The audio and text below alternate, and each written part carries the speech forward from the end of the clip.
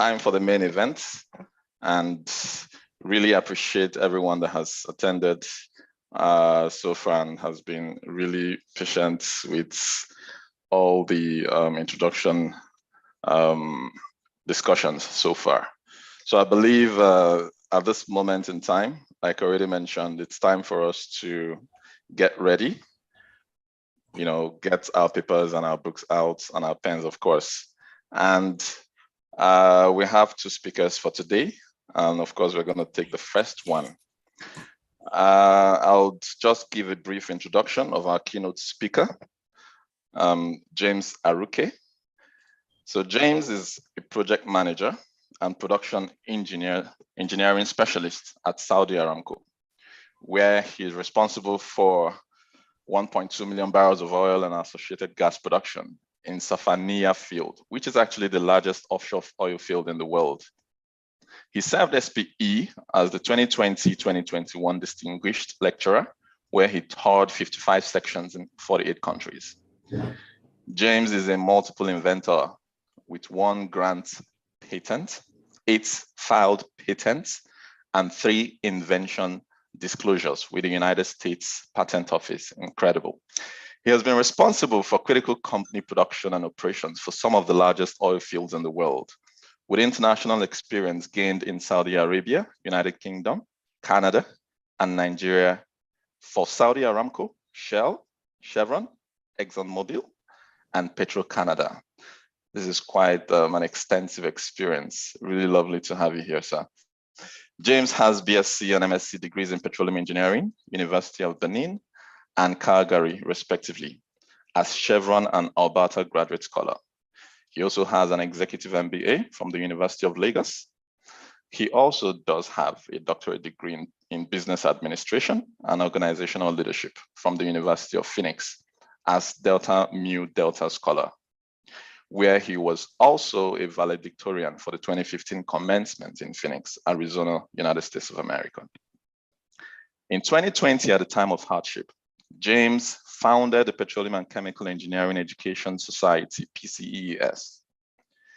PCES partners with industry chieftains as an intervention vehicle to assist leaders of the future and help preserve petroleum and chemical engineering programs in tertiary institutions, especially in Africa. This is quite a very lovely personality that we have in our midst. And I'm very much honored to please grant the floor now to Mr. James Aruke for his keynote address. We're going to have 25 minutes for this session. And while that is going on, please feel free to drop your questions in the chat box. You can also raise your hands, and we'll take all that at the end of all the keynotes addresses and presentations. Over to you, Mr. James. Thank you, Basil, for that very generous introduction. Section chairman, section leaders, guest speaker, the moderator, all protocols observed.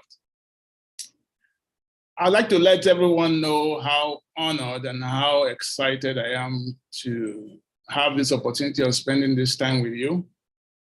This is one of the things that gives me a lot of energy. I volunteer also actively in the SP Sustainable Development Technical Session PetroWiki team to help build our SP PetroWiki resources focused on sustainable development, methane emissions reduction, energy transition, and related topics. Our job in the team is to crowdsource brilliance in the service to our members. And any SP member can actually go out and contribute to the PetroWiki if they wish. The theme for my speech or presentation is reflect, recover, and reset. I hope I give not only a scholarly perspective, but also practitioner perspectives in today's encounter. And not many people can say that COVID-19 did not affect their life plans. And we all know that oil is the most traded commodity in the world. And but it's also prone to shocks and rebounds. And the industry is still a great industry, okay, but it's spiced with uncertain deja vu moments, with occasional crash in oil prices and global recessions, such as in 2008, 2015 and 16, and most recently 2020. Even back, a little bit back in the 70s, there was a massive oil crisis, okay? And in between those years, in between 1970 and now, there's been many cycles of ups and downs and ups and downs. But it's still a wonderful industry, okay? The SP committee members experienced some adverse effects of the times, which may have affected their view of the industry. And so resilience, grit, strength, bouncing back are some of the words you might hear from the excellent presentation that you have today. And I really want to thank SP Port Harcourt for the choice of speakers. I've been following your activities in LinkedIn, and you won the 2021 Presidential Award, and you look set to win the 2022 award as well, the rate you are going. So keep it going, SP Port Harcourt. I just wanted to spice this discussion with an experience I had in 2009 in Canada.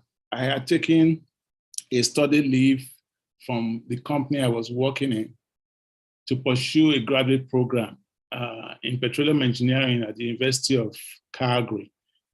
And 3 months, or roughly about 2 months before the end of the program, the company sold out. Okay, Petro-Canada is sold out, bought over by Suncor. And then I got a phone call and also an email from my boss and says, James, we don't have any natural gas department anymore. And I was actually the first graduate of tight gas. I was, trying to graduate in tight gas engineering so I can really get on board with that asset team. But, after that phone call, I was completely devastated. But, he told me, go get a job if you want, but we don't have any department to hire you. So that's really where I was thrown out into joblessness, if you like, but I was still a student. I finished my school. But as luck would have it, or as Providence would have it, I think Aramco was in town to hire in Sheraton Hotel at the time. And there was this long queue. We waited for hours. And then, to cut the long story short, I made it through. So I can talk about reflection, recovering and reset in that sense. So the Oxford Dictionary provides two definitions of the word reflect. One of them is scientific, and the other one is a social angle. But both definitions are relevant to our discussion. So that's just the outline for today. But let me just quickly say that the first definition of reflect, you can just hit all the outline, that's fine. So the first definition the dictionary gives is about reflection, is to throw back, okay? This could be heat, light, or sound without absorbing it, such as when the sun's rays hit the earth. So much of that heat reflects into space. So think deeply about that, okay? Another definition it gives about reflection is to think carefully, to think very deeply, okay? So reflection also happens to be looking into the mirror. And what about the other one, recovery? On the other hand, that recovery is looking out of the window. So whereas reflection is looking into the mirror, recovery is looking out of the window or looking out for your window, leaving the past behind. So it is to keep holding on. And then the reset quickly is to adjust, to reprioritize, and to set our lives or career back in a controlled manner. So these are my definitions, okay? The only one I gave you initially is the dictionary one, but I'm giving you a practitioner perspective. So as we know, in the last 2 years, a lot of us have temporarily shelved our goals or flatly reprioritized as the pandemic ushered in a force majeure that compared us to completely different routes from our intent. So as we look back at the COVID-19 storm and get right into the recovery phase of this March, stroke April 2022, it's not a futile exercise to discuss strategies of achieving our goals in 2022. So, like I said, having gone through some careers up and downs, I've had many quiet times, and I really have to be frank with you, not to try to put up, I've arrived kind of storyline here. So I've had, my own share of career ups and downs. And if you look at the entire oil and gas industry, we're probably less than 100,000 in Nigeria. So we probably all know each other. After you put in 10, 20 years in the business, you pretty much know everyone, from all these meetings and interactions. So most of all these stories, our colleagues can verify. You can go on to the next slide. You can, yeah. So I just define reflection as allowing us to process what has happened, okay? So reflection on your goals. It allows us to process what happened, okay? Increase self-awareness and challenge our thoughts and ideas. And in doing so, we become aware of the part of us that imagines what is possible and create intentional aligned action into the new year. And that's why I talk about the goal setting. The goal setting or setting owning our own goals. I'm still on that slide, okay? That goal setting is what motivates us throughout our career, and it helps us to strive for progression and go through the most mundane everyday task, okay? And as we hit the goals that we set for ourselves, we obtain a strong sense of achievement, which in turn helps us to keep pushing for that next step. So when I came to Saudi, I noticed that we do some daily tasks like daily reports, some everyday tasks that, they're just part of the work. But I pull from the background because my mother was a science teacher when I was in school, okay? And I'll talk about that a little bit.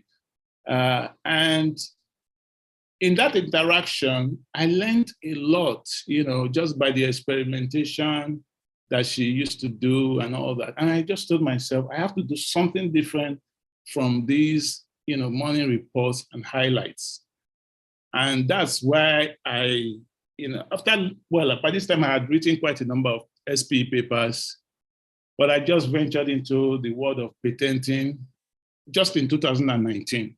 Okay, so most of the patents I have it was 2019, I just made up my mind that I was going to, venture into that area. Because many times we have innovative ideas, but we really don't. So I set myself goals to ensure that I'm growing and then I have a purpose. Because without direction, it's easy to become unmotivated and stagnant.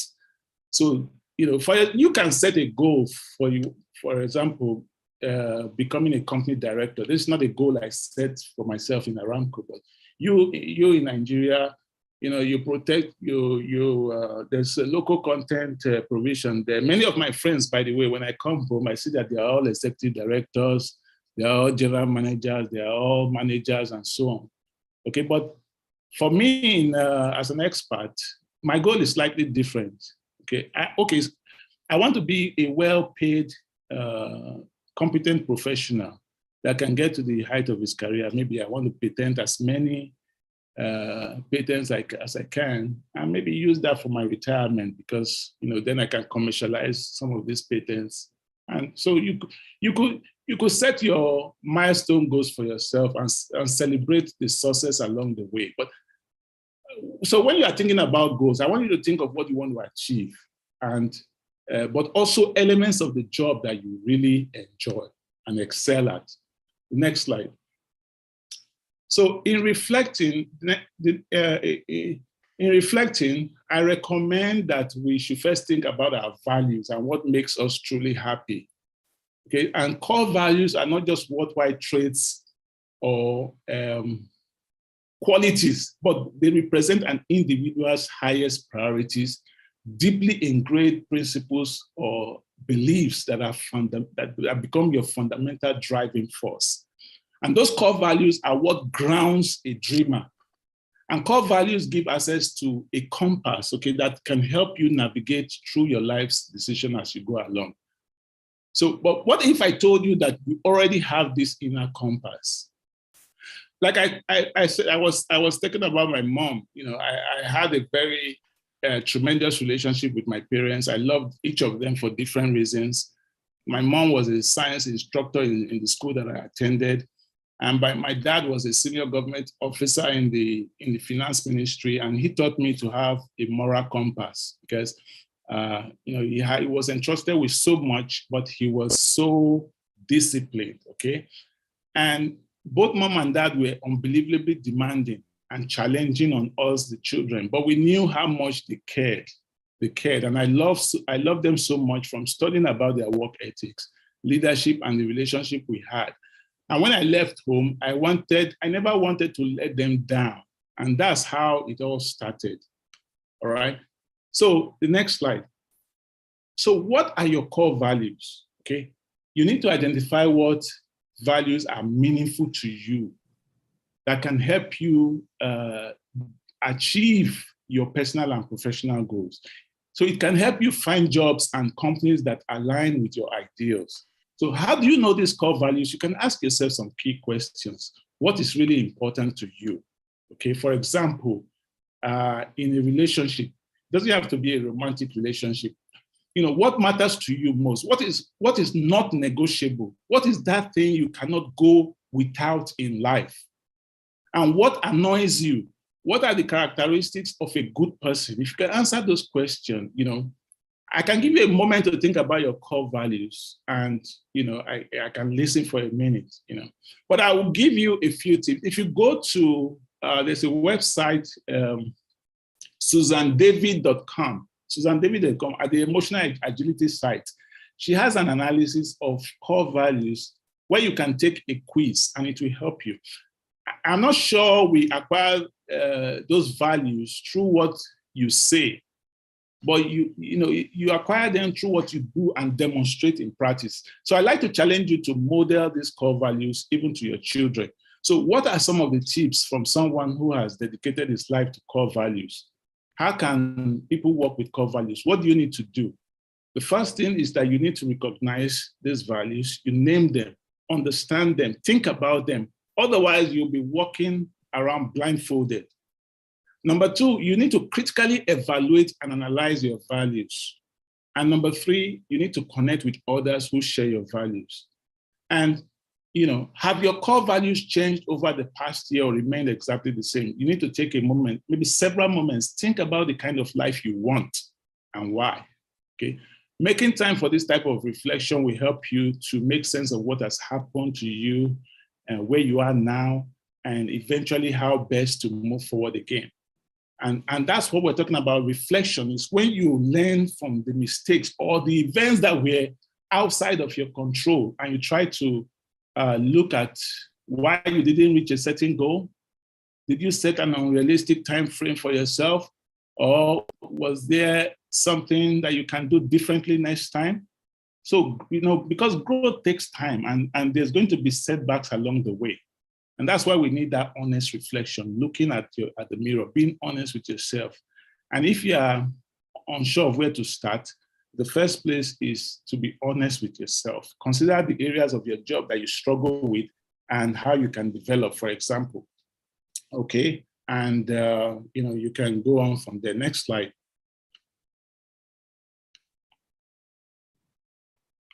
So look within. So that's where I talked about reflection, being honest, introspection. or looking within to deal with insecurities, improve, gain confidence, become self-aware. For example, if you have unhealthy habits, if you have unhealthy behaviors, you don't want to make excuses to become a better version. So you focus on yourself and know what you deserve and practice self-care to fuel that energy. Next slide. So another way of saying it is simply to say that reflection means looking at the mirror. Okay, you can hit it. I think, so just looking at the mirror and seeing, yourself as you are. That's what reflection is. Then recovery is looking out of the window. Next slide. So in recovery, you're now looking out. Next slide. You're looking out for your window. Okay, you're looking out for your window, or you can looking out of the window, leaving the past behind. You just can't keep looking at the mirror. You have to now look out of the window. So if the events of the pandemic traumatized you and affected your career goals, it's time to pick up the pieces. So when you enter recovery, moving forward is among the most important things you will do. And recovery involves leaving the past behind where it belongs. Now you live each day the best you can and do the most that you can with each moment. Don't fixate or obsess over the past and worry about the future. So I like to tell you another story because I really have a lot of ups and downs. I started my job in Port Harcourt, which is one of the reasons why I accepted this presentation, because I was a wireline engineer in Baker Atlas. Okay, once I left school, I had gone to Shell. I did my industrial attachment in Shell, but the job did not come because Shell doesn't really hire. At the time, they were not hiring people who did industrial attachment and NYSC automatically. So I just went to my boss and said, look, man, I need a job. And luckily, as I was there, some Americans came and then they said, they gave me their card and said, come to our office. And behold, I went to their office and I was offered cigarettes or coffee. The American guy said, you can have cigarettes or you can have coffee. So I just declined. I asked for green tea or something like that, and then I did the aptitude test. So the guy was so excited after the aptitude test. I think he had marked a pile of questions and I had outscored everybody else that he had marked so far, and I told you my mom was a science teacher, so I really was quite okay with all those things, And then I got hired in wireline, but wireline came under so much pressure, because it was a little bit lucrative. We used to have a percentage of job tickets when we went out on jobs, like a certain percent of the job tickets, and it came under severe pressure because there was this up and down, and the contracts were not coming. And they were under pressure to go to other product lines like Joe services or call logging, call analysis, or some other areas. Anyway, I left and I joined a drilling company at the time. I think it was Santa Fe Drilling, and then, because my company was a drilling company, we had drilling contracts with the oil companies. And so I had that relationship with the oil companies, and I eventually got interviewed in one of those major oil companies, and I got in. I think we went to Ikoyi for aptitude tests at Anderson and so on. And the criteria was that you must pass all the 5 aptitude tests. That wasn't the problem. I think I was hired, and at that time, I was doing an MBA program. Immediately, I started work. I was doing so many things. I had finished 1 year into the MBA, and so I came to the office and asked my boss that, look, I just finished 1 year of MBA program, and my school wants to give me a scholarship.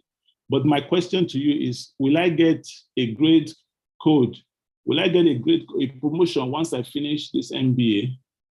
I was young, and that question really annoyed this American. And then he asked me, so you have time to do that bullshit? you better look for where to work. You better go and look for where to work. You know, me, I was so young and stubborn. I said, look, in my mind, I was like, who is this man? What does he think he is? It's not aptitude test that you write to get work, you know. So to be honest, I just walked out, you know. And because I told myself that, sure, they will bring aptitude test in another oil company and I will write it. You know, it wasn't as simple as that because, you know, there are so many millions of smart guys in Nigeria. So I had to work my way. Once I left that oil company, I had to work my way through some service companies before I now got back into a major oil company. It took like almost 2 years. So it wasn't easy because some of the people who knew me as company man now saw me, you know, catching call sample, doing mud logging on the rig, you know. And they say, they will be so confused. It's not a company man like before, you know. So I had to really, because I had to walk through my goals and all that. I don't know, let me just rush through. But anyway, so I had to restart my career from mud logging until I got to multinational oil company. And then I went to Canada thereafter. All right, next slide. So, so it's looking out for your window, holding on. I think that's what we said on that one. So, so I give you 3 P's for recovery here: passion, purpose, and power. And finding your passion can help you to weather the uncertainty and storm. And it can help you to avoid lasting damage that may affect your health and career. And there are 3 questions you have to ask. What are you passionate about? What are you here to do? What impact do you want to have? And you have to give yourself permission for self-care, and because you know you can't pour from an empty cup. And that slide is actually very important. The 3 P's for recovery. If you mix, you see, you can spot people with passion from a mile away, all right? And your passion needs purpose to ripple into areas bigger than you. And when you connect passion with purpose, that will empower you to make your dreams a reality. And that purpose is what gets you back on track to focus on what's important to you. All right, the next slide is pushing yourself. It gives you, the passion is what gives you that force to push yourself, even when no one is there to do it for you. All right, because if I have given up at any stages of my lows, the low period, I won't venture to the next stage of my career. So the next slide. So all I will just tell you in closing is to reflect, in reflecting, recovering, and resetting is to dream big time, all right? Because reset itself is to adjust, to reprioritize, set our lives or career back in a controlled manner. So after you have reflected and recovered, you have dreams to achieve in the short, medium, and long term, and you have to use your unique experience and skills to benefit your career and inspire others. But what you need to do to actually achieve those dreams, and how will you stay with motivation, is by setting smart goals. Smart goals, okay? So more on goals, again, I tell you. So because you can, for example, you are in Nigeria, you can say you want to reach a leadership role, okay? You want to have new experiences, you want to volunteer, and SP, for example, has many volunteer opportunities. You want to improve your relationships or low functioning work processes.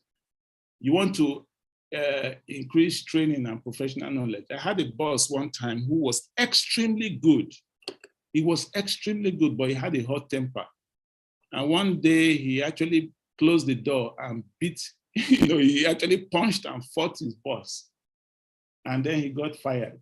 And so, so when we are talking about career etiquette now, we'll go onto that one. But we'll now see some of the things we need to do and keep in check. But improving your relationships, increasing your training and professional knowledge, increasing your earnings, okay? Asking for more responsibility at work, collaborating with a new team, or asking your manager to give you regular feedbacks. Those are some of the, specific goals that you can have, and you review, you measure your progress, you celebrate and you congratulate yourself, and so on and so forth. So there are times when I would just go, I'll just take, go and treat myself to some good dinner, just once I have achieved the goal. I've done that quite a number of times. All right, so that's where we are. And don't compare yourself to others and to friends and colleagues, because we all have unique destinations. We're all going somewhere, but we're not all going to the same place. So once you know where you're going, that gives you the energy. Next slide. Okay, so the reason why we have to dream big, the top is not crowded. The top is not crowded. As you know, you see that pyramid. That pyramid is where you have, at the end of the pyramid is where you have the CEO, you see? But the bottom is where you have the workers. So the top is not crowded. Sometimes when you get to the top, you look around, you're just alone. And another reason is if you fall short, if you aim to reach the sun, maybe you reach the stars. Or which one is farther now? The sun is farther. Okay, so yeah, maybe you aim to reach the stars, but then you reach the moon. So it's still great. It's still great. You're up there. You're up there. So next. So you could reach so many people. Okay, so once you make it, once you get up there, you have more influence. You can reach more people. And if you go small, it can be very boring. All right, next, quickly. And there's always a way. All right, and it's newsworthy. It makes news. Once you make it big, it makes good news. And the thing is that you're capable of doing it. All right, so you're capable of doing it, and you have only a short time here, and your time is gone. So you really need to make it count. All right, so that is my presentation on this one. I know that the next speaker is talking on career and personal etiquette. I prepared for that too, but it's okay. Once we start to discuss, I will be able to chip in some of the things I have prepared. But at this point, I can stop and take questions. Thanks, Dorcas and Bassel. Thank you. Thank you. Thank you so much. Thank you. Really, really inspiring words. And I had my hands running over my notes a lot. Really powerful delivery, and really appreciate all that you've prepared and passed across to us, right? So I think the key pillars being reflection, recovery, and of course, resetting, making sure that you're in control of, your career, your future, your development. So those are really, really powerful statements. And I'm sure there are quite a lot of people here that are also synchronized with my thoughts as well, in terms of appreciation for the delivery that you just put across today. I see a couple of questions in the chat box, but we're going to take all the questions together. So just to optimize on time. So we'll just go ahead to introduce our next speaker. And then after that, we'll take all the questions. So just keep the questions coming, throw in your comments and questions in the chat box. Okay.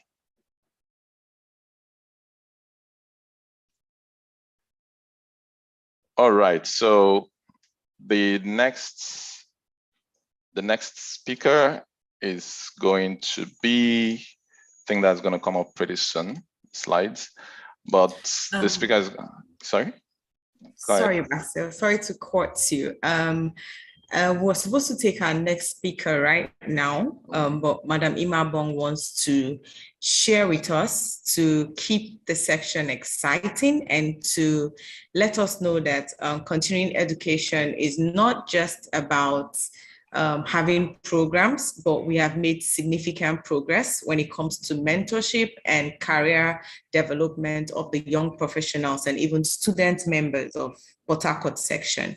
So I'd like to call on Madam Imabong right now as she go ahead and share our progress report on our last mentorship package we had for the section. Please, ma'am, go ahead. So can you, I am trying to share my screen. Can you see my screen? Yes, we can, ma'am. Go ahead. Okay. So what we are sharing here is basically a program that we have had put together for the current board year. So before we go on to this program, our able career guidance member, Mary Ann, she graciously went through the course of taking out time to get our mentees from last year career guidance mentorship program an interview. She did an interview with them.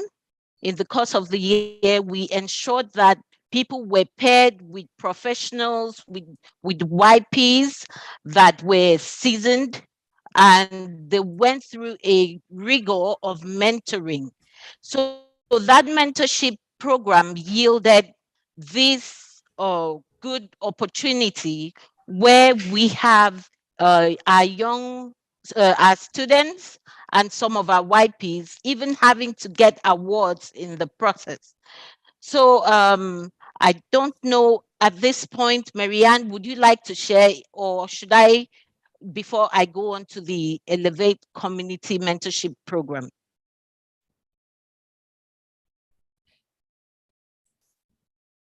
Is she on the call, please?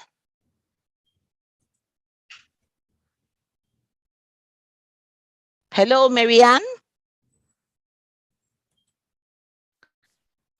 So before we go, since she's not here, I will also just go on to the current program that we have.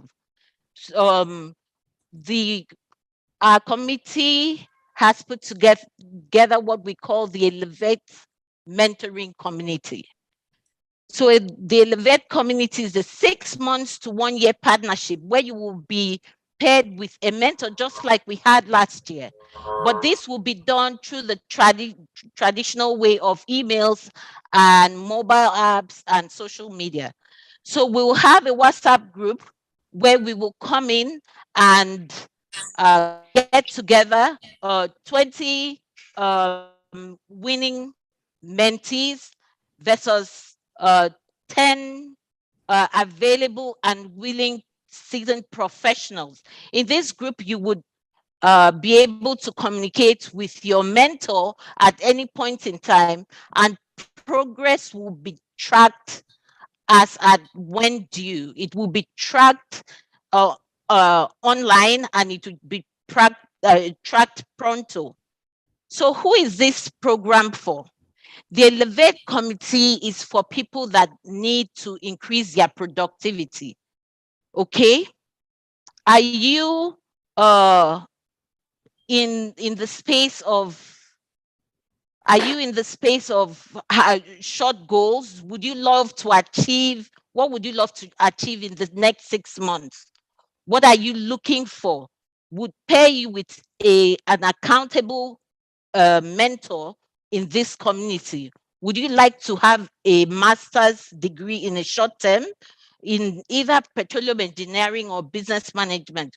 We'll pair you with someone that has done that before and can mentor you in that aspect, so that when you have things like your assignments, your things that seem new to you, you would already have someone that has done things in that space to understand and share knowledge with you. Are you in the oil and gas and energy sector already? Would you want to grow yourself in that aspect? Do you want a promotion? Are you looking at renewable energy? You can learn more about it in this group. Do you want to earn a certificate or go on to upskilling? If we have people in this category, we would also pair them. So it is important that you seek that balance to connect and be able to, and this group gives you that opportunity to connect. In terms of students, are you looking to become a young professional soon? Are there things you need to look at quickly to ensure?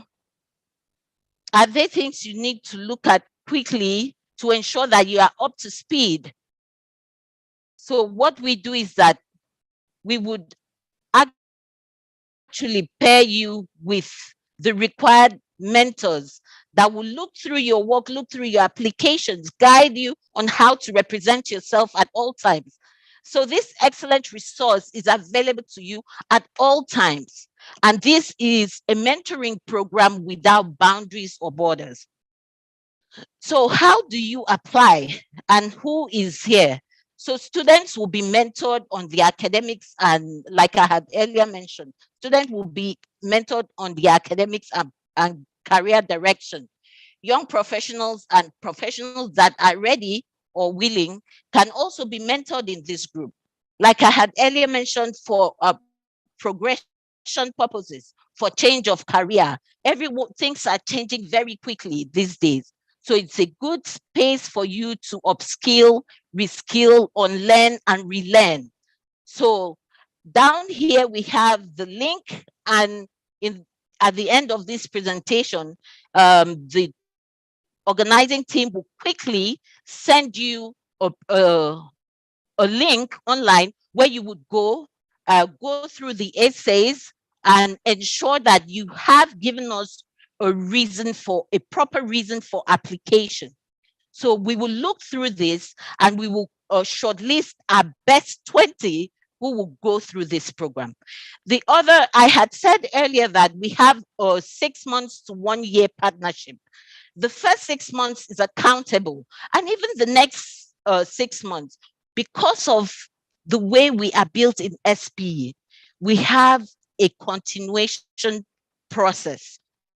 The next person that will come into career guidance and continuing education, because I will be hand holding this person to continue in this role, he will already know that this process is in existence.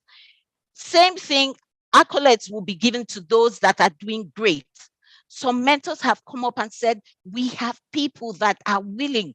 Oh, these people are so innovative and so relentless in chasing after us to get the knowledge that they want. This is where you are going to come in. You are going to give your undying support to your mentors to ensure that they actually you ensure that you actually imbibe the knowledge that you need to. So making good use of this process.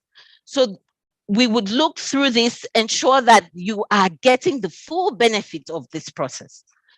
The mentor's expectations will be to share professional views, industry trends, advise you, define your and define and ensure that you reach your goals, recommend additional growth opportunities and education if you need one. And you young people are even more acquainted with where you can get information. Mentorship is a give and take process. So you will come into this group, ensure that you get all the tips and benefits of increasing and improving on your resume based on the industry standards, and you know where to apply for these jobs. If you need guidance academically, you can get all of this in this group. So it will be a great opportunity not to be missed. People have already come in and sought. We have already 6 people that have applied. I am already wowed by the reason for their applications. I hope that all of us will put in our time and put in the good work and write a good reason and send it to the team for shortlisting. Thank you. At this point, I would like to take questions. Thank you very much, Madam Imabong, our Career Guidance and Continuing Education Chairperson. So do we have any questions? You can drop them on the chat box or signify by raising your hand and you'll be called upon to say those questions. But Ma'am, do you want us to combine it with the questions that were left for Mr. James, or we should just finish with this completely? You can combine it with that. That will be fine at this point, please. Thank you. So okay, ma'am. Thank you very much. So at this point, like she said, If we have questions, please let's drop them on the chat box or signify by raising your hand and you'll be called upon. I will just hand it back over to the moderator to please continue with this section. So Mr. Basil, please go ahead and take the questions as they come in. Thank you, sir. Thank you very much. Thank you very much. So we'll just take the questions that we have in at the moment. So the first question I see here is from Sam, and he says, the first one, were there times where your already set goals got scattered due to some unforeseen challenges? Example, ASU versus federal government, and what did you do during such a time? Yeah. And I think the second question is, what would you advise soon-to-be graduates who have had their set goals scattered, readjusted over and over again, and still looking uncertain yet? Thank you very much. The first question is actually very simple. Samuel, there were many times, there were many times I set goals, and then there were unforeseen challenges that I had no control over. An example would be SAP riot. There was SAP riot in school at the time. I was a congressman. I was a congressman for 5 years. And I really love politics, and I combined it well with my education. I remember one time I was going around for campaign in the lecture theater for new students, 500 lecture theater. And then I introduced myself, I said 500 level petroleum engineering student, and everybody screamed, "You're not a tire," because I was in 500 level and I was still campaigning. So I got into Congress, and I was chairman of the Constitutional Review Committee. So we legislated when there was SAP riot. One student died in the SAP riot, there was SAP riot, and there was another one, Grace Alile Williams must go. I think she increased the price, the tuition fees and all that. And so one of our engineering students fell off the truck. They took a truck and they were just demonstrating. They fell off and then he died. So we decided to name the secretariat after Francis Awori Shetty, who died. And then we had the closure of the school and we went home. And ASU strike has been, perennial. It's not today that we hear it. So this be ASU strike. So the short answer to your question is yes, there are many times my goals were scattered. And the only advice I would give to graduates who have their goals scattered over and over again,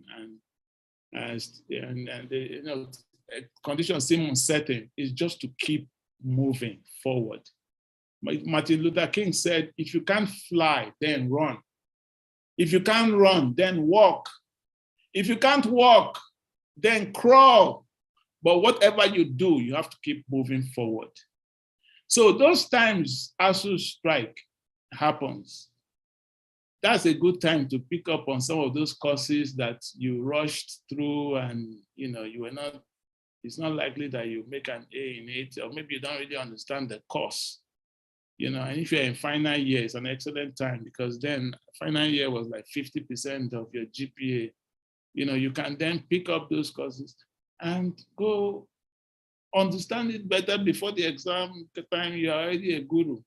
Or you can, nowadays, young petroleum engineers are coming out of petroleum engineering with a lot of data science, strong computing background, strong AI background.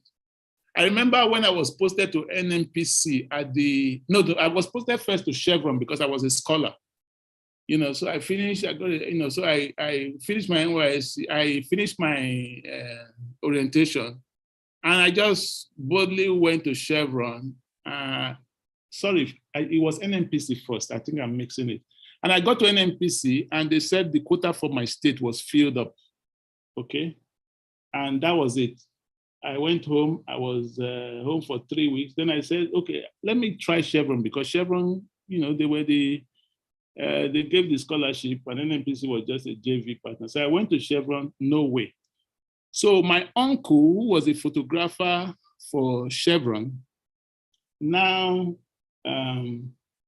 took me in his car and went to Marina in Lagos. Then that was their office where they started, and bounced into the manager's office and said, look, I didn't go to school, but my son went to school. So what is your excuse for not taking him in NYSC? I'm not leaving your office until you find a place for him. This man wasn't educated. He just made trouble.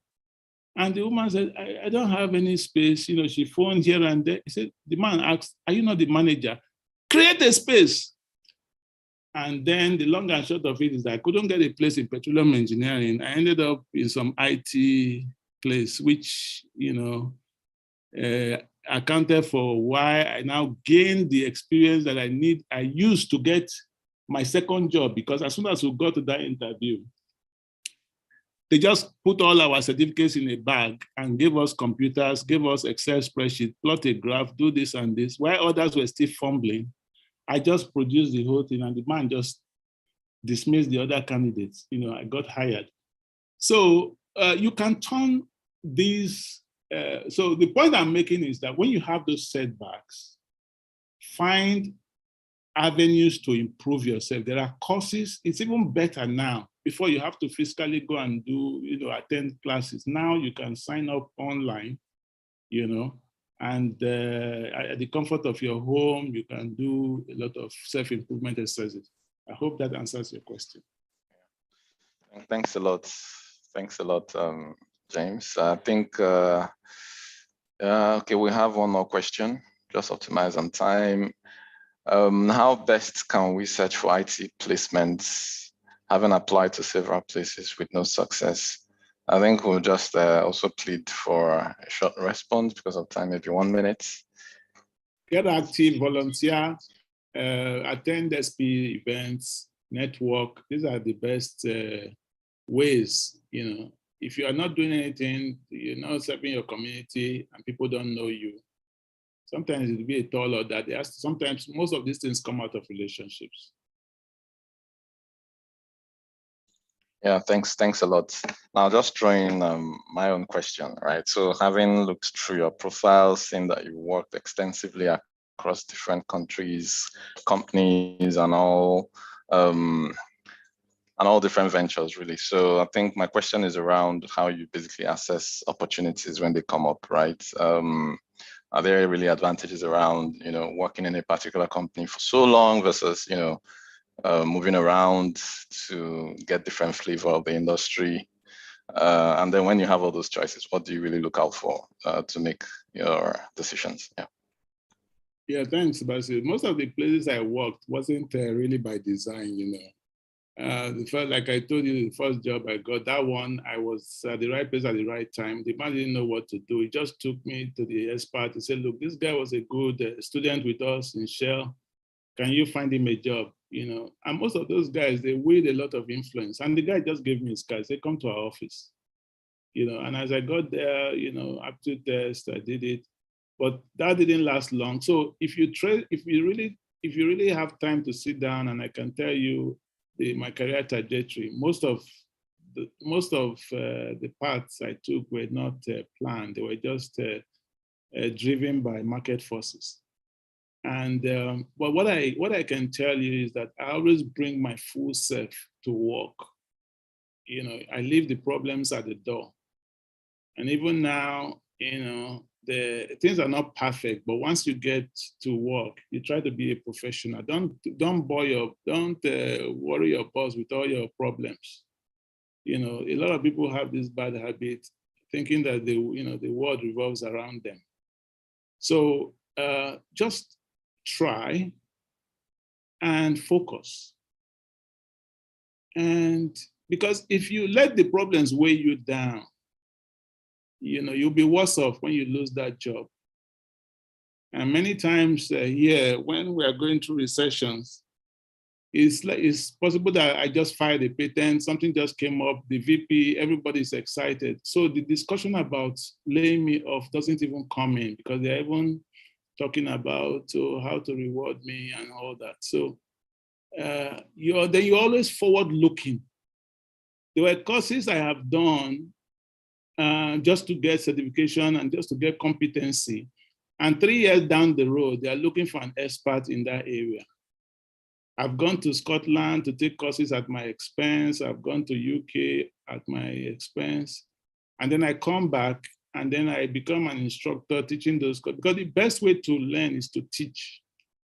And when you put yourself out there, there are so many smart guys from the best schools who will really put you on the spot. So if you don't have all the answers, you come back the next day with the answers. And so you have to push yourself. And this is some of the things I have done. Yeah, thanks a lot. Really appreciate the time taken to respond to all the questions. So, ladies and gentlemen, so we'll move on to the next item on the agenda. I think we'll keep the career talk while we wait for the speaker to join us. I'll just hand back over to Dorcas to continue with the rest of the program. Dorcas, over to you. Yes, sir. Thank you, Basil. Thank you so much for that wonderful section, for moderating it for us. I sincerely do appreciate. Thank you, Mr. James, for the wonderful lecture on reflecting recovery and everything we need to do about our career and elevating ourselves and setting our goals and achieving our goals. So our chairperson, Madam Imabong, had talked to us about Elevate's community unveiling.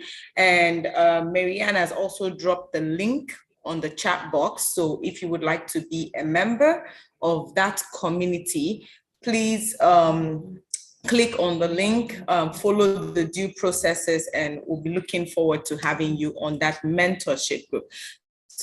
So at this time, like I told you, we're sharing progress. One beautiful thing about life is when you can look back and see your progress and see how much you've come so far in whatever you are doing. So the Career Guidance and Continuing Education Committee had a program last year for her members of Port Harcourt section, where people applied for mentorship program and mentees were paired to mentors, and they had a one-year mentorship section. So we have some of these mentees and mentors that did excellently well and would really love to share their testimony. That way we can tell ourselves, well done, and also encourage those of us that want to join the community. So you see what you'll be getting, or even way much better, because we have much new things, novel ideas packed up together for you. So at this time, I'll stop sharing, and Simeon, you can go ahead and share the mentees' testimonial videos. Thank you very much.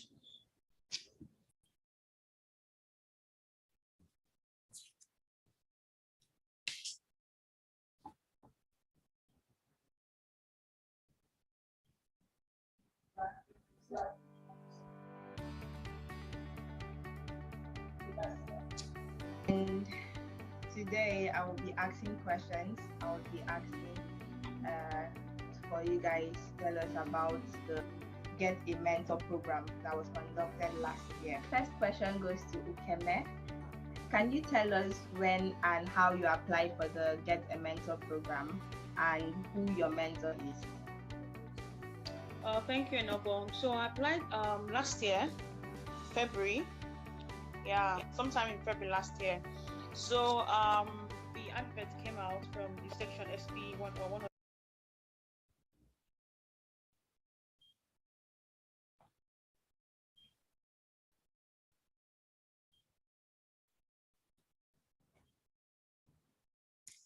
Hello, Simeon. section on all their platforms for the mentorship session. And it's something that I had always wanted. It's something that I wanted at that time of my career, because I needed some clarity. And then I took the opportunity to apply. And I was given a mentor, not just a mentor, but I was given someone that his job role currently is in line with what I'm doing. So I was given Mr. Ismaila Ibrahim. Ismaila Ibrahim is the business development manager in Union Energy, which is a wholly Nigerian-owned oil and gas servicing company in Nigeria. And I'm also in business development in Joblex, and it was a great opportunity to get someone doing the same job I'm doing, and it was exciting. Thank you. My next question goes to Wilson. Can you tell us what you think about the mentorship program that was organized by SPE Port Harcourt Section Career Guidance Team? Tell us something. What do you think about the mentorship program? Okay, thank you very much, Enobon. So I think the mentorship program, I was matched up with Engineer Debola Bada, who is a senior HSC professional at Total ERP Nigeria, currently Total Energies. And it was a very wonderful privilege to be mentored by him. I was exposed to a lot of things, principles about the industry, and then exactly what the next phase of the industry would hold for professionals. And it was an amazing opportunity. So for me, I think the mentorship program organized by SP Port Harcourt Section and Career Guidance Team is a very valuable one. It sets people on pedestals of understanding where they are meant to be, what exactly they are to do, and then it also shapes you up to be able to respond to people who you are accountable to, and then you can track your progress with the mentors you have been matched with, and ensure you're making progress professionally. So I'm grateful to the career guidance team of SP Port Harcourt Section. To ask you, can you please state why you needed the mentorship? Why exactly? Like, what point in your life did you say, oh, I'm not doing this well, I'm not doing that well, so I just need a mentor? What was it? What was it for you? Okay, at some point I figured it was really difficult when you don't have someone to account to, you know. You have all these big dreams, all these wonderful things you want to do in your career, and it's just you know, doing the journey. I don't believe that one should do life alone. I feel like we should all be connected one way or the other. There should be some kind of interconnectivity. Like everybody should be able to talk to, you know, to someone. Okay, this is what I have planned. So I really was interested in petroleum and gas, you know, at some point, especially the area of gas. But I find myself in an upstream environment where, you know, what we basically do is we go there to get the oil out of the ground and, you know, try to see commercial viability of wells. You don't really get to talk about gas, you know, in its own form. You don't really get to talk about refining processes. But I was interested in this. Maybe even if I wasn't practicing it, I didn't understand it. So I needed that mentor that could share some kind of understanding, some kind of knowledge now. You know, someone that has that stream of knowledge that's always flowing. Someone that you can talk to that, oh, bro, this is what I want to do, you know. And then the person is able to tell you that, okay, do it this way. And then the person asks you, oh, what have you done so far? So that accountability was key. And that is one major point I know I needed, that, you know, that mentorship, and I got that. Thank you. But Keme, I'm coming back to you now. So yes, you've told us that your mentor gave you that push. She was able to expose you and make you to see all the beautiful things that is in the industry. Can you tell us about a recent achievement, you know, from the mentorship program? What is that thing that you would be like, oh, if not for this program, I wouldn't have been able to achieve this? What is that recent achievement you've been able to have? Thank you, Noble. So this is for me, this is the highlight of this call. First I would say he gave me that self-confidence he gave me to push. The self-confidence he gave me was everything. Then the second and the most recent is that with the mentorship, I'm able to learn myself a new job. In fact, the way the job came, the way the recommendation came was amazing.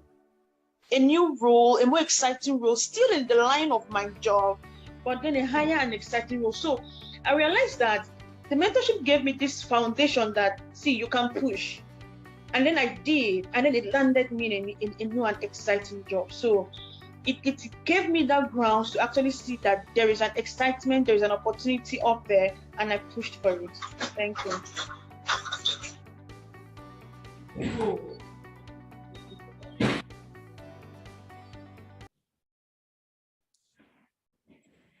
Thank you very much, Simeon. Thank you everyone for watching that video. So those are our testimonies from our mentees. 3 out of the different mentees we paired with different mentors to share their testimony, and you can see living witnesses, right? We also have one of the mentors of these 3 mentees on the call, who is also a senior member of the Port Harcourt section, Mr. Abie Pedro. Please, for 1 minute, Mr. Abie Pedro, we would like you as a mentor to share your own success story, your progress report or challenge while mentoring one of these mentees. Please, Simeon, give him access to speak so he can speak to us in a minute.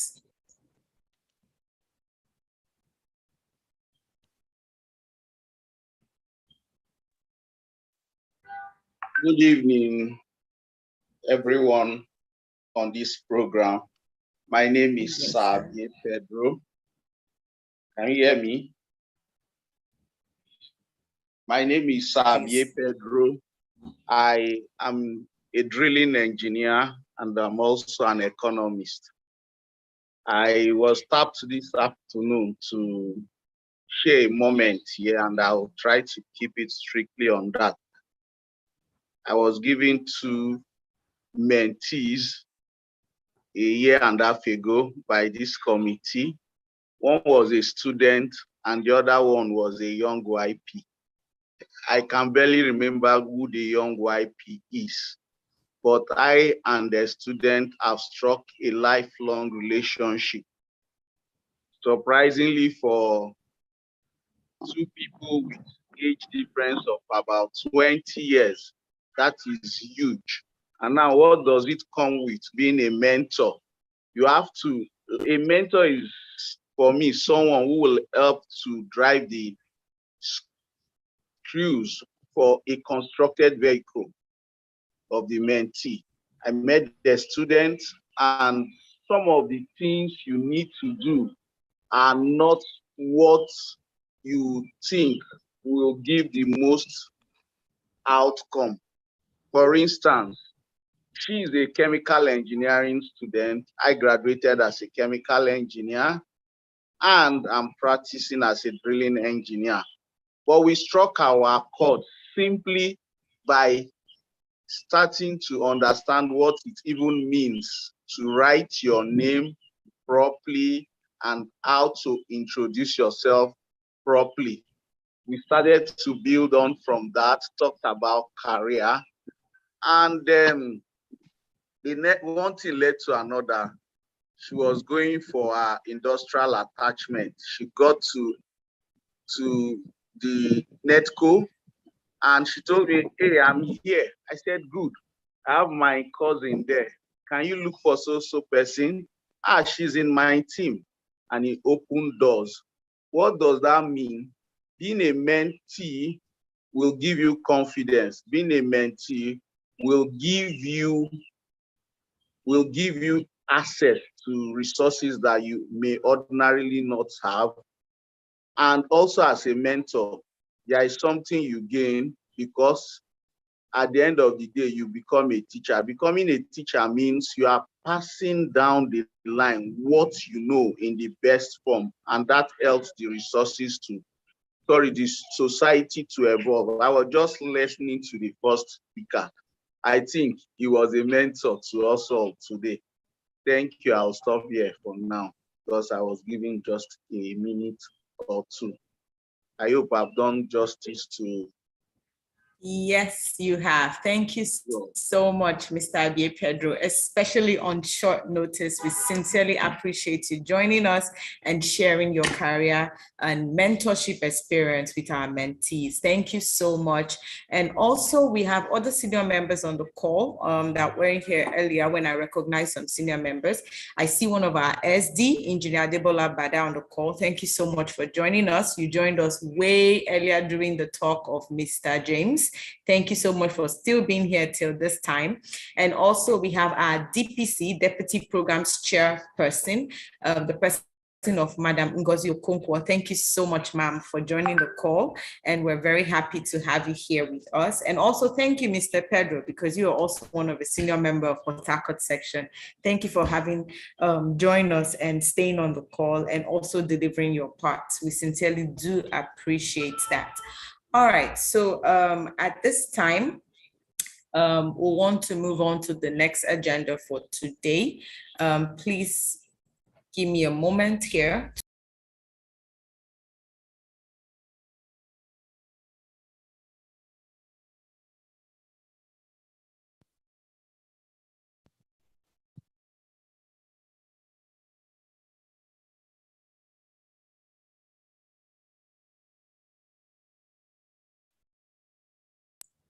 Okay, so we're supposed to have our next talk on career ethics. But our speaker, he's having technical issues joining. We've been trying to add him up. The network keeps knocking him out. So we'll just move on to membership and keep trying to see if we can get him to finally join us, please. At this time, before we do membership, let's go ahead and take photographs. So please, if we can turn on our videos, our mics, turn off our mics, turn on our videos and put up a nice smiley face for us so we can take photographs, and then we'll continue with the program, please. Let's go ahead and do that. Thank you. Simeon, please go ahead and help us with the pictures. Let me stop sharing so you can get.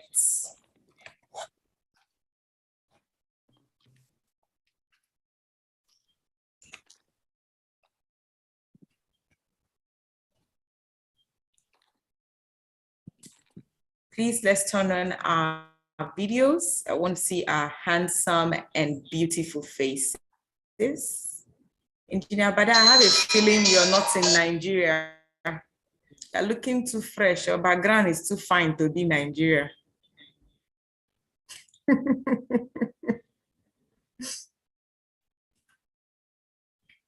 Oh, I see lots of beautiful participants. Chidera, that's a beautiful smile. Thank you.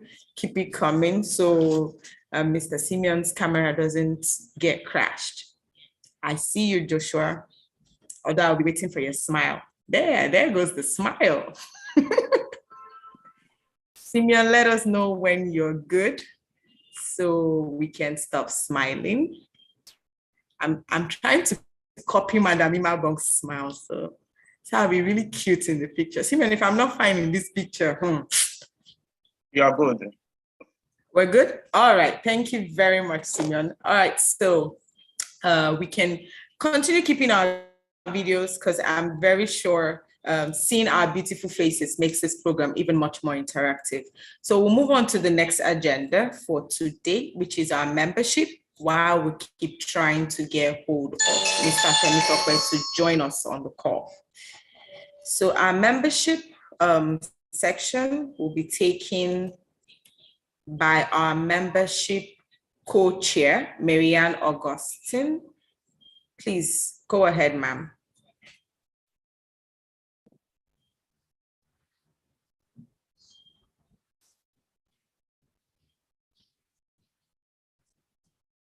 Please, do we have Marianne on the call? Okay, yes. Hello, good evening, everyone. Can you hear me? Yes, we can. Welcome. All right, good evening, everyone. I'm very excited to be in your midst. I am the membership co-chair for SP Port Harcourt section, and I'm also part of the amazing team, the career guidance team. So I really don't have much to say. As you can see, this is one of our programs. So for people who might think SP is just all about, oh, I have to be an oil and gas professional, I have to be this. So it will interest you to know that SP is very much keen about your career development. And that's why we have committees like this. So there is a whole lot to take away from SP.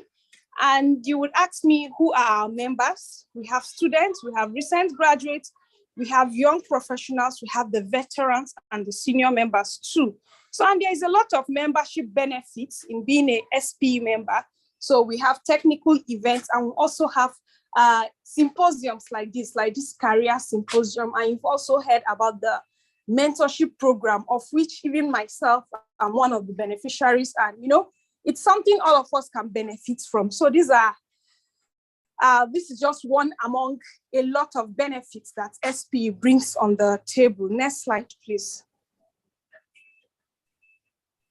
So we have other SP forums or other SP events like the Energy for Me, the SP Connect, even SPE mentorship too, which is part of what has been discussed. So all of them are enveloped under what SP brings to us. So about us, SP Port Harcourt section is the second largest section in Nigeria, and we cover 6 states and 13 student chapters with membership strength of over 1,200 professionals and over 1,700 student members.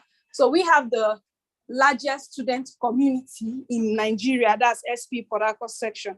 And this is just a few among most of our events. So we have virtual events and we also have physical events.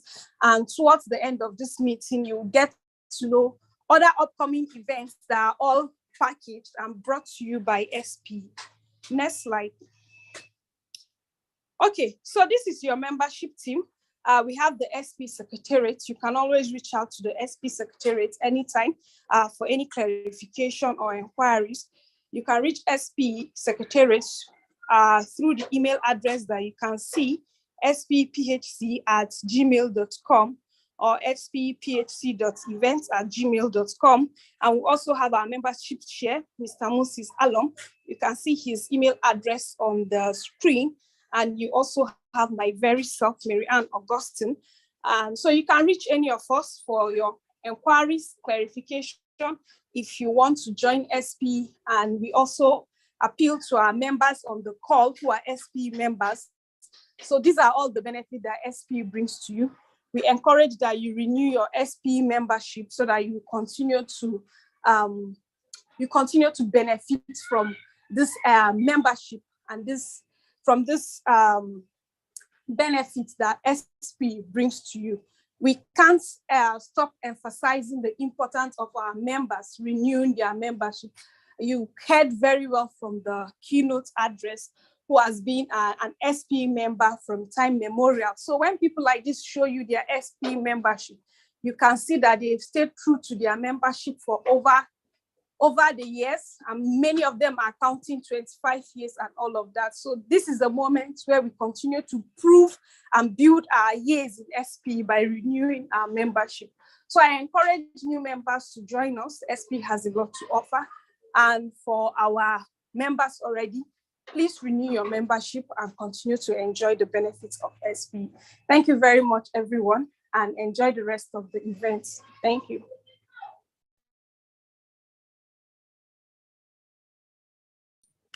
Thank you very much, Marianne, for that amazing membership drive. So if you're on this call and you're not an SPE member, you have those contacts there. If I were you, I'll screenshot them. You have those contacts there to reach out to those persons, and you will be made a member of SPE. Thank you so much. We sincerely do appreciate that. Just a second.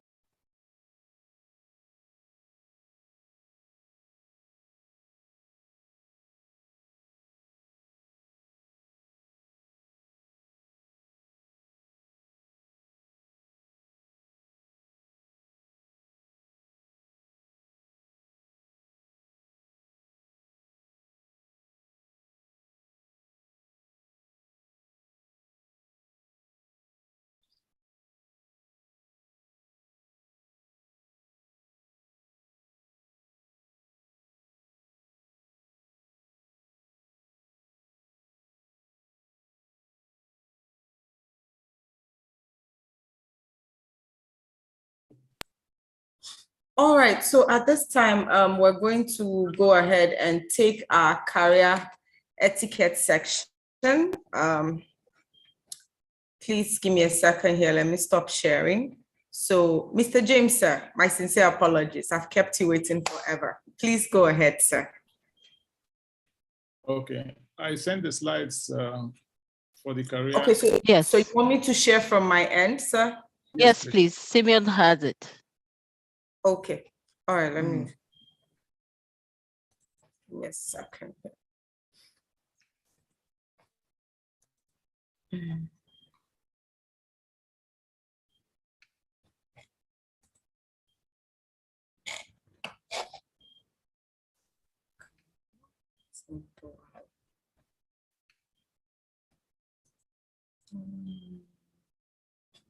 Oh, great.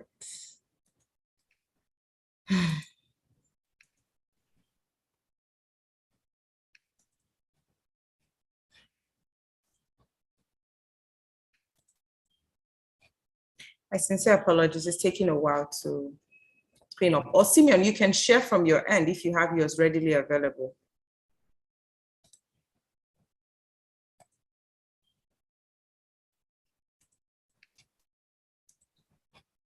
Okay, sent the latest one and from the office. Okay. So, yes. All right, so we started. I just wanted to thank you very much again, Augustine. I think most of you are my friends on LinkedIn, so I really know everyone so far. And the ones that I didn't have on my LinkedIn, I think I sent out, I reached out to a couple of you. But so this is a very interesting topic, and how this whole thing started. I think the word etiquette is a French word, and I'm really interested in going back in history to find out, some of the origins. So a king in France had a lead gardener, and this lead gardener takes so much pride in his garden. And every now and then the king would have an event in the castle, and the people would just troop in en masse and plow in and destroy this beautiful manicured lawn, which really annoyed this gardener. And he went to the king and complained, and the king asked him to do signs or tickets to show the people the route, the footpaths to take when they come for these events in the castle. And of course, some people still flouted the order and they still walked anyhow. Some followed the footpaths, which made the king to give an order that they must follow certain rules. Whenever they are coming to the castle, they must follow certain rules or tickets. So this is the word, and that's really what it is. Protocol or ceremony, ceremonial acts that people take, and it condenses the word of knowledge of the rules of tribing in a nice way or civilized ways to coexist with others. And it's very crucial to happy coexistence, even when there's mutual dislike. So it ensures that you don't become enemy number one. So we're discussing about etiquettes. It can really boost your career, okay? And I think I just put a couple of some of these etiquettes down. But so what is it? What is it? So career etiquette are rules. Next slide. Career etiquettes are rules of correct and positive behavior in a professional setting. And so those unwritten codes of conduct relating to interactions among members in a business setting. That's what it is. And sound career etiquette is therefore fundamental to our success as professionals. And custom oppose it, and the members of an organization enforce it. So, and another thing is that these career etiquette rules are evolving and requiring contemporary leaders to continuously learn ways to apply good career etiquette. Okay, so why is it important? Why is it important? Why is it important? I think I deal with that on the next slide. Okay, I throw in the agenda, what we're going to discuss. We'll look at some of these topics that we defined it already. So we're now on the importance. So you can go to the importance slide, and then we'll talk about the basics, and then we'll talk about etiquette. So what it is, I told you what it is, just good manners, and a social convention is what prescribes it, and you know, there are rules of correct behavior and the polite behavior that we apply in the professional setting. You can just keep clicking so it comes on. They are unwritten.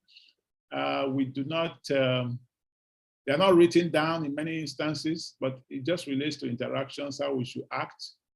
And again, these rules are evolving, okay? They're evolving, they're changing, but you need it to succeed. And we'll talk about that more later. All right, so why is it important? It's what I treat in the next slide. So, the pipeline for professionals is getting larger. In Nigeria, for example, I remember one time we needed some engineers.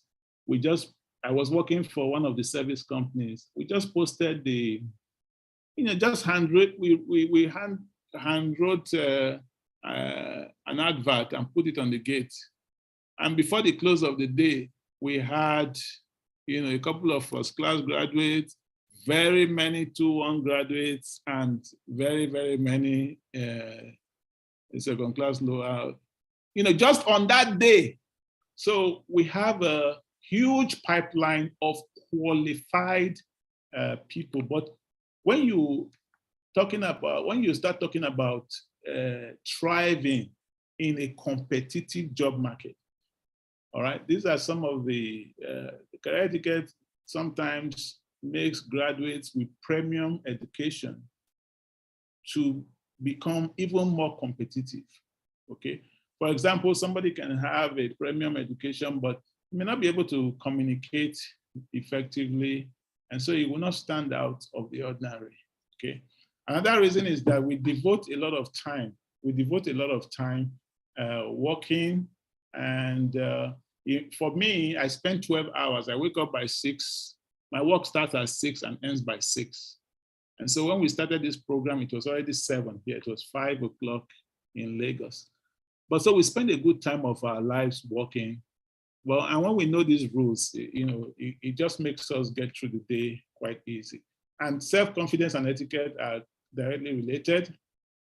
If you become conscious of the right way to behave, and you will not be disturbed or perturbed of humiliating or embarrassing yourself. All right, so another characteristic of etiquette is excellence, quality, and you know, sometimes our professional behavior would mean going that extra mile, and also endearing yourselves to workers when we pay attention, okay? And career etiquette creates order, and it makes people also more comfortable as well. And when we establish career etiquette, communication key supports the attainment of smooth workflows, okay? And in this slide, in the next slide, I am giving you some of the career etiquette topics to consider. So these are some of the topics to consider. Just click. And so we'll look at the basics. We'll talk about professional appearance. We'll talk about dining and table manners. I will not emphasize that one because I think it's a given, you know, so I'll gloss through that, and then I'll talk more on the networking. All right. Okay, so what are the basics? The basics. Here are some of the fundamental rules. So these ones are some of the fundamental rules. What I'll ask you is just use your eyes and your ears. There are some that I don't list here, like punctuality. Okay, list, you can click all of them, let them show. I gave, you know, so in the course of this thing passing through, most of the animations were put. Anyway, so you see some of the basic etiquettes here. A lot of people, even professionals, sometimes they do not pay attention to this. When you're talking, for example, I did a course in finance. One way bank managers screen out those who come for loans is when they are talking and they cannot look at the bank manager eye to eye. So I don't mean you should stare, but when you want an honest connection with someone, you have to be able to look the person in the eye. And make a good habit of calling people by their title and their last name, except they tell you otherwise. Because in some American settings, some of the companies I have worked, they just call you by first name. But again, they have to request it before you do that. But the default is you use their title and their last name. And when somebody is introducing you, you know, don't sit down. And when you are being when you are introducing someone also, the same is true. You stand up. It's just good etiquette. All right. And then respect is really the baseline. You know, show consideration for others. So in the next slide, I'm going to talk more on professional appearance. And in this, some people think that professional appearance stops at the interview, at the job interview. When you want to court a girl or talk to a, that's not the only time you dress well. It continues into the workplace. And then how you dress also reflects your view of the work and how you perceive others in the company. And so you have to take good care of your hair. You have to pay personal attention to hygiene. And I mean, you come on, you know how to be clean and nice. And we're talking to professionals, okay? I think I'm just reminding us of some of the things we already know. All right, so you can click out of this, and I just, give you some of the things. Sometimes fragrance, you have to use your best judgment, but don't overdo it, because again, overdoing it could also be repugnant, or it could repel others. And in the next slide, I give you suggestions for your wardrobe. All right, and for the men, there are some things you have to, if your work entails going to the office. Last year, I had an assignment in my VP's office. And many of the people already knew me as a field. For the last 12 years, I've been a field guy. In fact, right now, where I'm calling you from is in the field. I work here sometimes 5 days in the week, sometimes 4 days in the week. And then I go home for 3 days on the weekend or 2 days on the weekend. So I have some, a bachelor accommodation at the field because I have to be close to operations. And this height has been, for the last 12 years or so. But last year I had an assignment in the VP's office, and the VP dresses corporately. So I had to get some clothes on my wardrobe and really look like, I should be looking like some of these guys in this picture, So again, because with the VP, working with the VP, he's not going to be really happy if I am shabbily dressed, or if he has some guests and I'm not looking presentable. He's not going to like it. Probably going to embarrass him and embarrass myself. So women, you know what to do. I mean, one time I was in Shell in Nigeria. We went on a course. And one lady in our midst, one lady engineer who came for that course, I think it was P264, P144, one of those courses that you do in Holland. She brought an empty suitcase to shop. I mean, it was really funny because it was empty, but she went back with a full suitcase with some of these kind of clothes that you see here. All right, so next one. So these are just some of the suggestions. So when you can afford it, it doesn't have to be expensive. I mean, it can be nice and neat, but if you're dressing in the office, or you're going to be around in the office, you have to learn all those things. On telephone, a lot of people need to be told that how we behave has to be grounded in decency and civility. And a business school might not bother to teach you the need for friendliness or knocking before entering a superior's office or yelling on the phone. I mean, common sense, a professional should know this. So when you are using the telephone or cell phone, you should know some of all these things, all right? So, and don't put your phone on a loud mode, especially in meetings. A lot of people are scrolling, checking their WhatsApp messages or Instagram messages. Those are non-verbal communication that you do not respect the people in the room, or your body and soul is not in the meeting, and it doesn't really go well with some superiors or even your peers.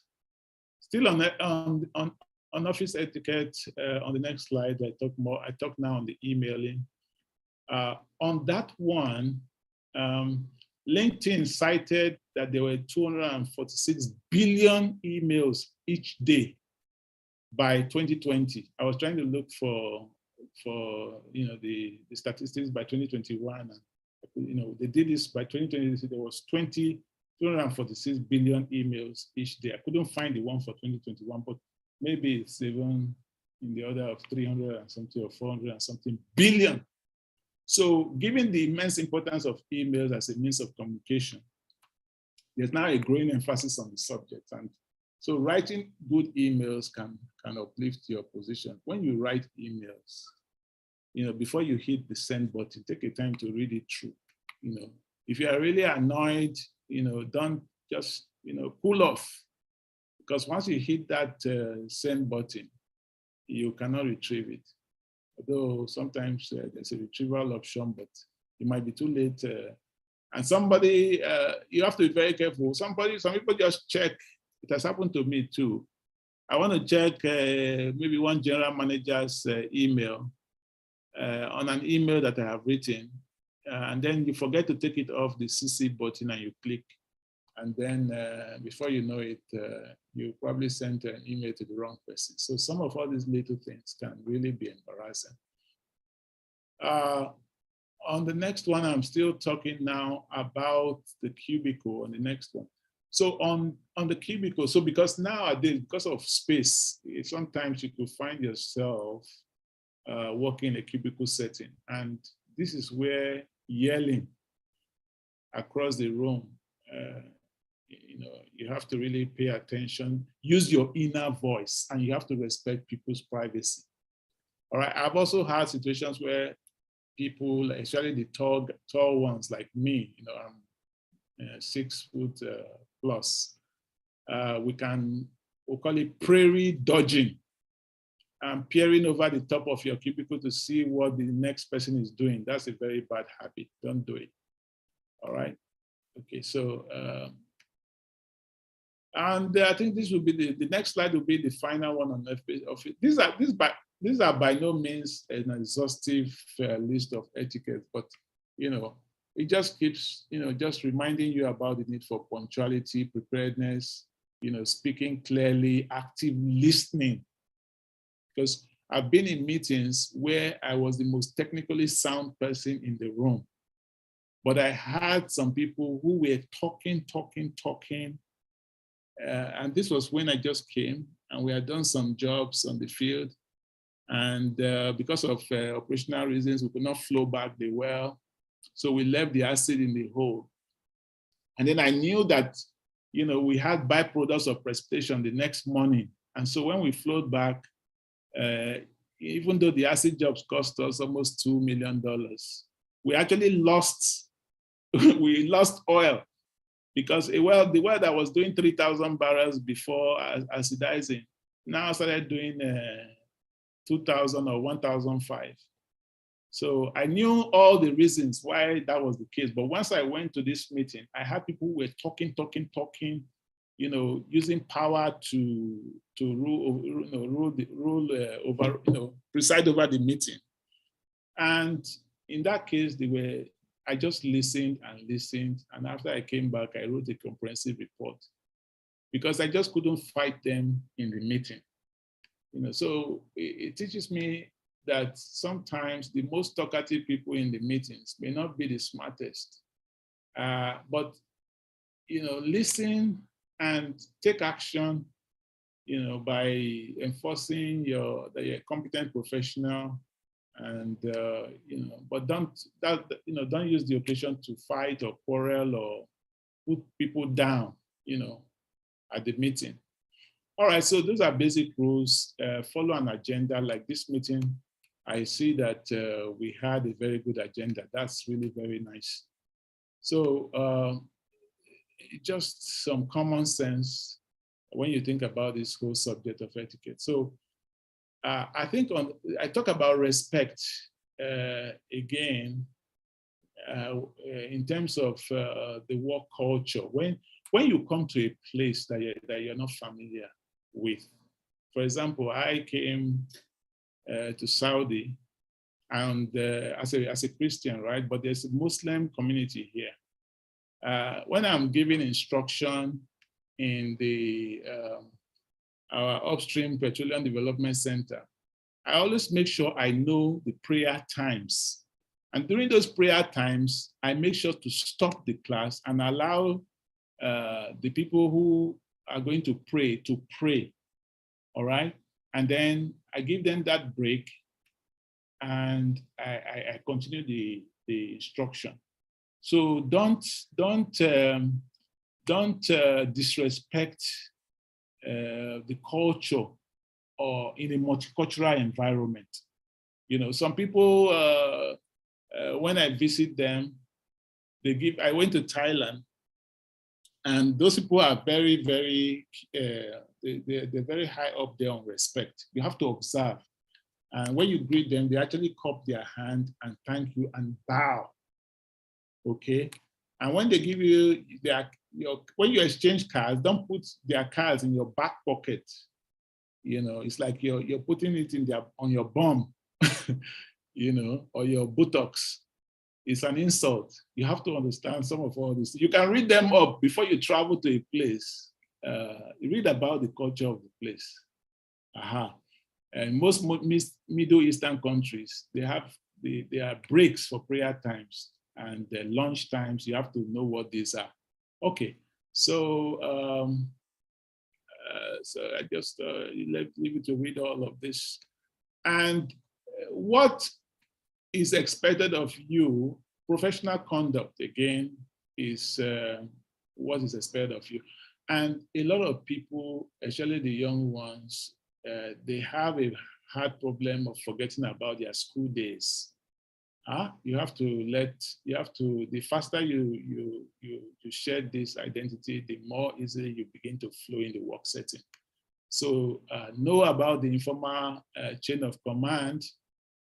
This is the office and social relationship that organize at work, all right? And like I said before, also leave your private problems at the door. So why, for example, should you know about that informal chain of command? Because if you're a leader, you can use what you learn from the informal chain of command to improve the quality of your decisions, okay? Sometime I was a production engineering supervisor, all right?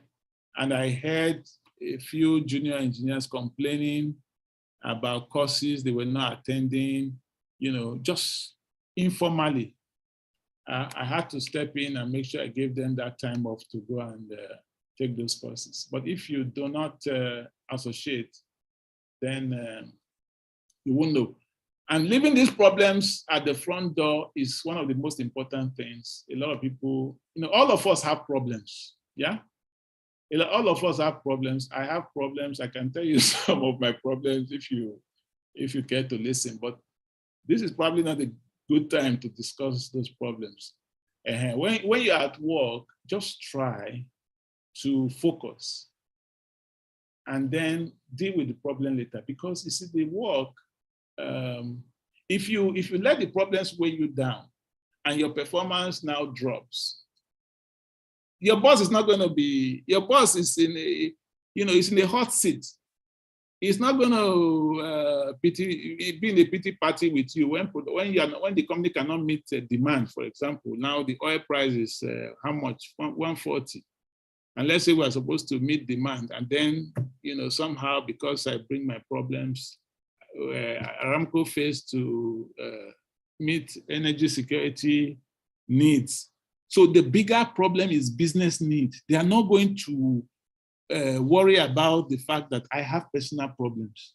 I'm just, sorry to say, a statistics in the scheme of things. That, I mean, let's just put it plainly. Because if you leave, the company will just keep going. I've been in meetings where even employees have accidents and fatalities, and then they just say, "Good morning, we're sorry, we lost so and so. Oh, let's observe a minute silence." But trust me, after 15 seconds, they just clear their throat and continue. Because the company is in a hurry. They're not going to wait for 1 minute silence. So you don't even get the benefit of 1 minute silence, even when a problem takes you out of this life. So that's, to put it in perspective, that's how much in a hurry, that's the real life. So after 10 seconds, the company is making so many, they're not going to wait for you. So don't bring your problem, don't let it weigh you down, okay?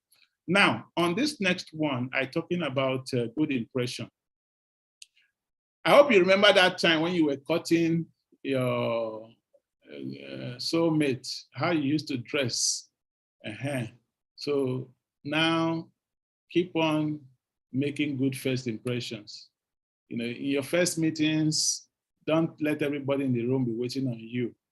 Because those times when you come early to the organization, the things that you do, they're going to be magnified. Maybe your profile is already, people have high opinion of you, and then you come in and maybe you come in late, you come in tardy, you come in disorganized, people are just going to have that impression about you, and before they erase that impression, it's going to take time. All right, so keep on dressing well, keep on doing like you were doing. You see this guy giving flowers, nice guy, don't forget to have all these good manners. Don't leave them, just because you become too familiar on the job. And also build good relationship, because sometimes, a lot of things are based on relationship. There are so many smart people all over the place. In Nigeria now, Nigeria is really one of the countries that export intellectual capital. The number of professionals in Canada when I was there, Nigerian professionals, when one time I organized a meeting in the Nigerian Canadian House, and the special advisor to the president who came from Nigeria at the time, he was stunned at the Nigerians he found in Canada, in Calgary, not the whole of Canada, just Calgary. You have very competent professionals running the show. So if you don't know, this is why the international community respects Nigerians. So, but, given all that, just still build good relationships, because it's still going to be one guy who will say, no, not this guy. He's smart, but, he's very cocky, proud, and, you don't want all of those things. All right, so the next one, network. A guy was asking about IT and all of those things, and some people, they still work in silos. They just can't break out of their comfort zone. They're on their computers solving that differential equation, third order integration, and they are doing all the hard stuff, but they don't mingle. All right. And some people, when there's opportunity to travel, they look for their friends. These are the times when you look for somebody who you don't know, and mingle with them. see, when I went to Germany for the SP technical presentation, there were so many smart papers and the panel had to judge. And to really make matters worse, I was the last person. There were two guys, there were two of us that was they were the last presentations. And the other guy did not show up. I think he had visa problems. So all the judges from the second room, they all came to my room. So I had 2 times the number of judges than any of the SP technical presenters that were selected. I had 2 times the number of judges, and it just takes 1 or 2 judges to say, no, we don't want this guy. But before this time, I had mingled and exchanged. You know, I even, you know, I was very good socializing. I went across the room during the dinner night. You know, it doesn't mean that I don't know my stuff. It just means, you know, I value people. I value, you know, those opportunities, and I'm interested in people other than the technical stuff. And I made friends, okay? Because when it comes down to selection, you know, it's just sentiments. Oh, this guy, I feel good about this guy. I don't feel good about that guy. Even though you may be technically sound.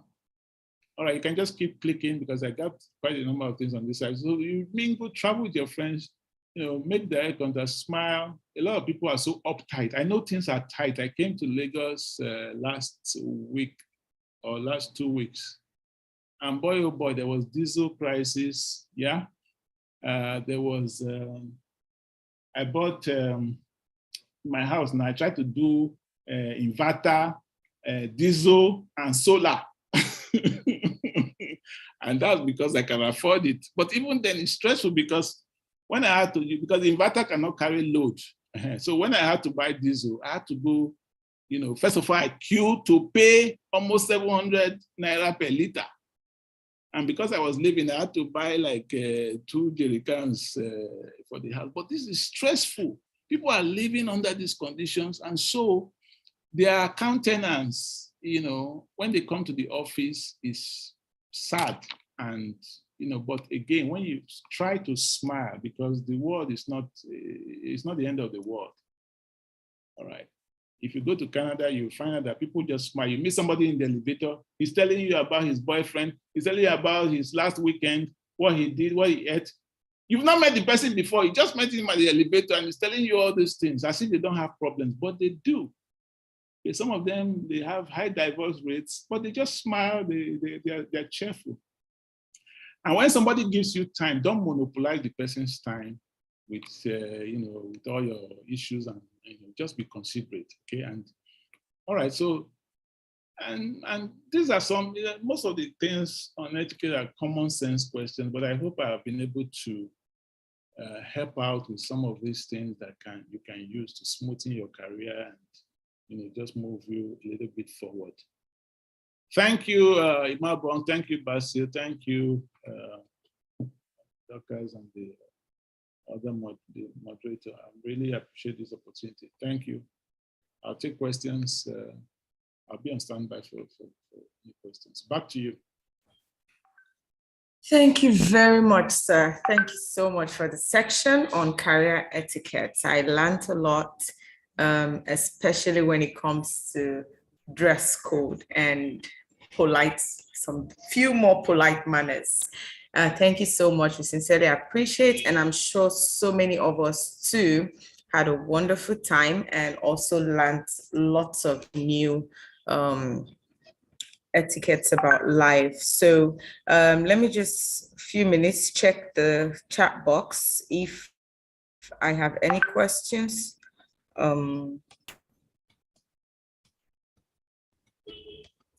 Okay, I don't see any questions on the chat box and I don't see any hand raised.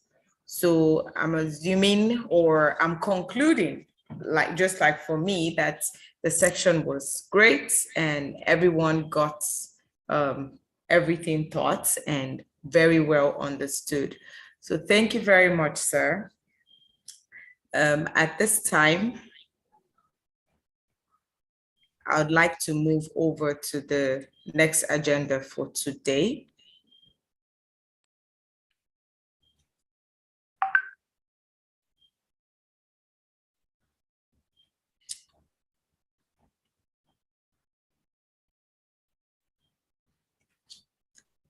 Thank you, Simeon, for the slides.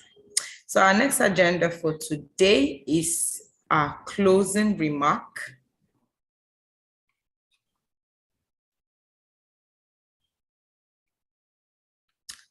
Thank you very much, Simeon. So our closing remark will be taken by none other than our career guidance chairperson, Madam Imabong, as she will also use this opportunity to share with us our future programs and events coming up in career guidance. Please go ahead, ma'am. The virtual podium is yours. Thank you so much, Dorcas. So I would, at this point, would like to quickly share a flyer. Okay, thank you. Upcoming events, the YP Symposium. This would start, this will come on in April. But for the next 3 days, we would have a 3 days technical masterclass training. So this will be, the topic is basically business process automation using cutting-edge RPA.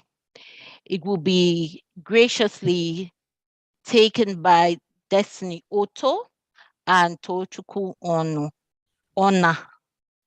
Onwa. Sorry about that. Sorry for the name mix-up. But the two gentlemen have graciously opted to take this training, and they are, this is in collaboration with TechPet Global. So it will happen Tuesday to, on the 30th, 31st, and 1st of April.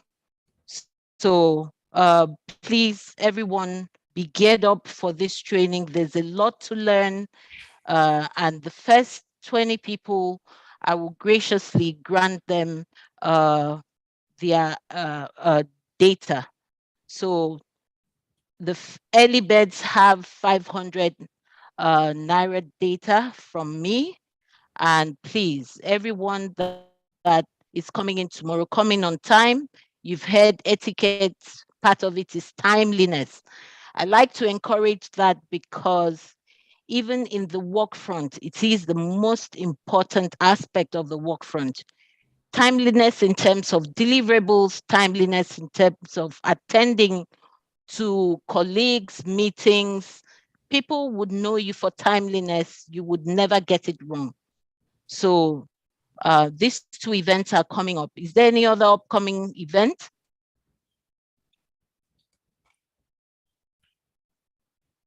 None, ma'am. Okay. So at this point in time, I'd like to say a very big thank you to our distinguished directors, section chair, board members, professional members, YPs and students. I show gratitude because it's important. So we know that all things happen because there is a God. So I thank him for his grace, making it possible for the symposium to happen. So with collaborative efforts, whether directly or indirectly, we have come to a successful end of this symposium themed Reflect, Recover, and Reset. And we hope it was beneficial to all. On behalf of the section and the committee, I applaud the section director, especially Mr. Adebola Bada. He gave me this opportunity last year, and he ensured that I pulled through successfully. And I say thank you, sir.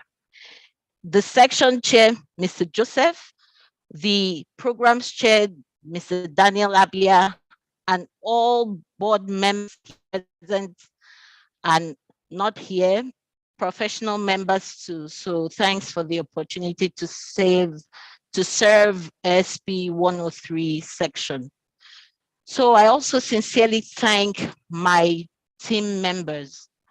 Before I go on to my team members, many thanks to Mr. James Aruke.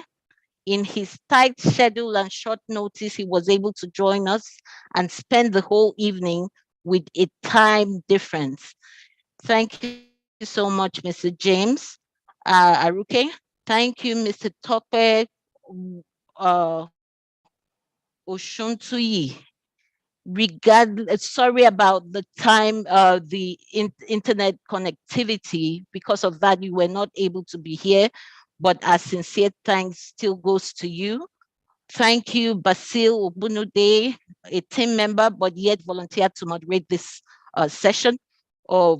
Thank you for sharing your wealth of knowledge and for ensuring that all of us are able to benefit from your knowledge base. For those in my team, you know how amazing you are and how endeared I am to all of you. Marianne, thank you for ensuring that all of this goes through. Thought process and energy, Dockers, energy pumped, race to power too. Thank you. Thank you, Mene, Ofure, Simeon, Israel, Emmanuel, Pauline, the whole committees within career guidance and continuing education and the committee at large for your resourcefulness, innovative approach, and unique ideas to ensure that this committee, even though it's new in the section, it's thriving. Thank you so much for all your ideas. And finally, my sincere appreciation goes to all of us that have been able to stay on and join to the end of this program. I hope it was an insightful and fruitful experience for you. There's so much I have gained in terms of the etiquettes and the things, whatnots, and the do's and don'ts of the oil and gas industry, and basically how to carry yourself and be treated so that people can treat you.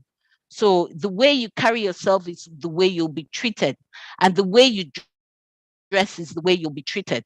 So please take these etiquettes. They seem mundane, but please ensure that you take them to heart and ensure that you apply them. So to all that have come in, may God bless you and keep you until we meet again in our next training tomorrow, in the next few days. Thank you. Mary, Dorcas, please, over to you. I'm here. Don't mind me. I was trying to wake up from all the appreciation and all the amazing remarks from your closing remark. Thank you so much, ma'am. Thank you for putting this together. I have learned so much today, and I am grateful. And like we always say, career guidance, we got your back, we got you covered. So we didn't just teach you how to reflect or how to recover and all that, or just career etiquette. We're also giving you an opportunity to learn a skill, to learn something to develop your career. So we make sure we take you to the end successfully. So looking forward to having all of us and even so much more persons. Please reach out to your contacts. You know, there are students and young professional members that need this knowledge. So please reach out to them so they can join us tomorrow by 5 p.m. tomorrow, next tomorrow, Wednesday, and also the upper, and then on Friday also. So please, we'll be looking forward to having all of us join from the 30th till the 1st of April 2022 in the next 3 days as we join this section. And like she said, there will be prizes for the early birds, and also you'll be satisfied certificate of participation from SPE for joining this section. So I look forward to having a lot of us join this section. So thank you so much and well done, everybody. So at this time, we'll move on to our closing prayer. I hate to go. I hate for this event to come to an end, but we just have to close. So at this time, I'll call on a volunteer to please give us a closing prayer. Remember, one of the etiquettes Mr. James taught us is the opportunity to volunteer, right? Especially for those of us looking for IT space. I see a hand raised. That's Samuel Ogidi. So Samuel, please go ahead and give us the closing prayer. Thank you, sir. Simeon, please grant him access to speak. All right, go ahead. All right. Our Heavenly Father, we thank you tonight for this session. Thank you for the speakers you used. Thank you for the knowledge you imparted in us. We ask that even as we've received all this, that we grant us the grace to put them to practice. And for the speakers who had given out this knowledge, we ask that you bless and replenish them in the name of Jesus. Amen. Amen. Thank you so much, Samuel. Thank you for the prayer. Thank you for volunteering. We appreciate.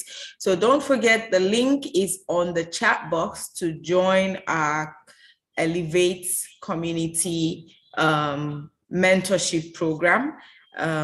Click on the link, fill the necessary details, and we look forward to having you there. And I'm sure you're going to enjoy your section and have awesome testimonies like our mentees did today. Thank you so much, everyone, and looking forward to seeing us tomorrow, next, and the upper day. Do have a wonderful night rest, everybody.